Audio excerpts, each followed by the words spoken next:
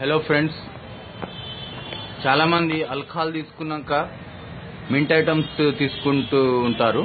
ఎందుకంటే అది స్మెల్ రాకుండా కానీ ఇంకా మౌత్ ఫ్రెష్ కోసం అని కొందరు తీసుకుంటుంటారు. ఆల్కహాల్ ఇందులో థమ్స్అప్ లో కూడా కొద్దిగా ఆల్కహాల్ ఉంటుందని అందరికీ తెలుసు. ఇప్పుడు ఆల్కహాల్ తీసుకున్నాక మింట్ ఐటమ్ తింటే ఏ విధంగా రియాక్షన్ ఉంటుందో చూడండి. ఇది జస్ట్ అవేర్నెస్ కోసమే. మన ఫ్రెండ్స్ చాలా మంది ఈ విధంగా తింటుంటారు కాబట్టి వాళ్ళ కోసం. ఇది రియాక్షన్ ఏ విధంగా ఉంటుందంటే చాలా డేంజర్ గా ఉంటుంది. ఇదే విధంగా ఇప్పుడు మనం అది వేయంగానే పొంగి సమ్ రియాక్షన్ అయితే రెండింటికి కెమికల్స్ మధ్యలో అయితే ఇప్పుడు చూడండి ఇప్పుడు ఎట్లా పొంగుతుందో. మీరు సేమ్ మన కడుపులో కూడా ఇదే విధంగా అవుతూ ఉంటుంది. చాలా మందికి తెలియదు.